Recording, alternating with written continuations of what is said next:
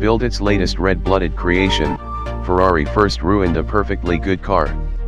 In transforming the sure-footed F12 Berlinetta Grand Tourer into the fast and loose, apex-hounding F12tdf, Ferrari engineers deconstructed the stability that's inherent in the F12's long wheelbase, its substantial weight, and its high polar moment of inertia relative to mid-engined cars. The front tires grew in width from 255mm to 285mm, an aggressive alignment boosted turn-in and lateral grip, and with no change to the rear tire width, the fickle, oversteering monster was born. One Ferrari chassis engineer described the team's work bluntly: "First, we screwed up the car. With the chassis suitably squirrely, engineers applied the brand's first use of rear-wheel steering to dial in just enough stability to make the car manageable and predictable."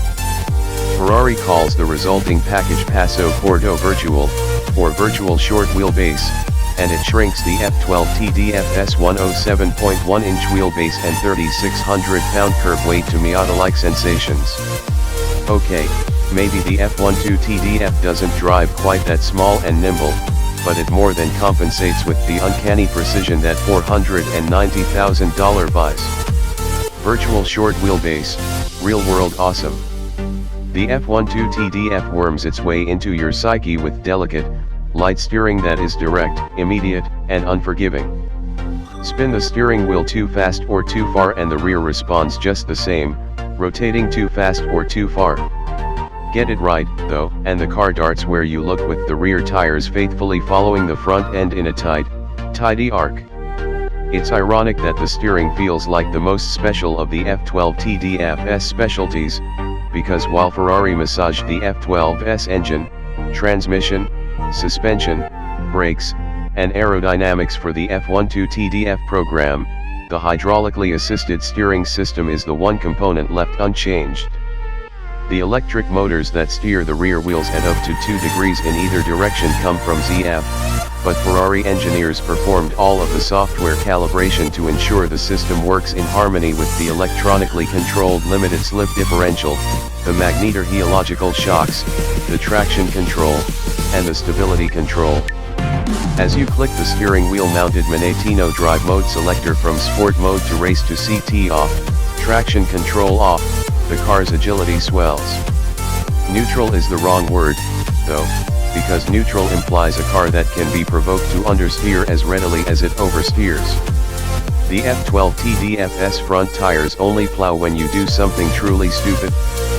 Modern rear-wheel steering systems, including those in the big dog Porsche 911s, typically countersteer relative to the front wheels at low speeds to improve agility and steer in the same direction for greater stability at elevated velocities. Ferrari claims its adaptation doesn't need to countersteer the rear wheels, the natural behavior of the car is sufficiently agile. Instead, the Italians need only the enhanced stability to keep the tail from overtaking the front of the car in corners. Ferrari's previous track special, the aptly named 458 Speciale, can turn any driver into a hero with its beautiful balance and unflappable cool. That mid-engine car's reactions will flatter you into believing your every move is a flawless execution of vehicle dynamics theory. The F12tdf is far less forgiving. It demands more focus, more skill, and more respect. In return, it delivers honest fun that is both uncommon and uncanny in a car with this much power and this much grip. Oh, did we mention the 769 HP V12? Think of it as a testament to just how alive and intoxicating the chassis is that it's taken some 550 words to get around to the 6.3-liter V12, because the drama of unleashing all 769 horsepower is man's greatest tribute to the internal combustion engine. At full throttle, it bellows like 1,000 angelic trumpets ushering you into car guy heaven as the revs wind up like a crotch rockets. The F12tdf musters an additional 39 horsepower and 11 lb-ft of torque over the standard F12 with the help of a new air filter box, revised intake plumbing, and a larger throttle body. Solid lifters replace hydraulic tappets.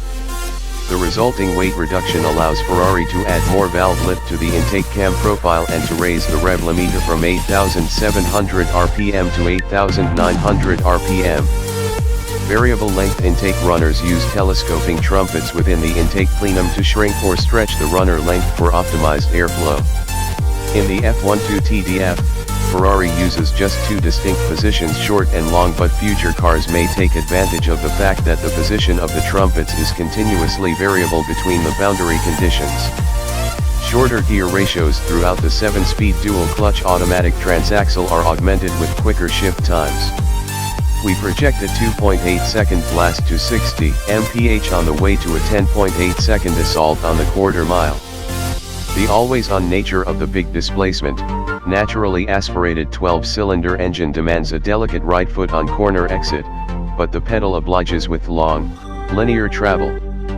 When it's time to reverse thrust, a brake pedal with just as much fidelity activates a carbon ceramic braking system borrowed from the LaFerrari hypercar. Lighter, but still luxurious. Ferrari intends the F12tdf to be a car that owners will drive to the track, at the track, and back home from the track. But in readying the F12 for regular track service, the suspension has lost some suppleness. Even with the dampers set to their more compliant mode, the F12tdf schemes over humps in the road like a skipped rock. In city driving, the F1 dual-clutch transmission isn't as velvety as Porsche's or McLaren's gearboxes, particularly in off-throttle downshifts. Overall, though, the F12tdf remains a civilized road car. While lighter micro-suede replaces leather and carpets have been removed altogether, Ferrari still fits a radio, navigation, and air conditioning. Ferrari stripped a total of 243 pounds from the F12. A chunk of that weight comes from reducing the amount of glass on the car by tapering the rear window and shrinking the rear quarter windows until the transparent section is no larger than an iPhone. Carbon fiber is now used for the door skins inside and out, plus the front and rear fascias. And while the rest of the body panels are still aluminum, the roof and the A-pillars are the only pieces that carry over from the F12. The bevy of dive planes, spats, and spoilers increase downforce to more than 500 pounds at 124 miles per hour. While they're added for functional purposes, the cooling and aerodynamic changes also create something visually striking. The righteous louvered fenders bulging around the rear tires are both an homage to classic Ferraris and a carnal suggestion of what the car is capable of. Ferrari may have taken one step backward to start work on the F12tdf, but its finished product is miles ahead of the F12 in driving excitement.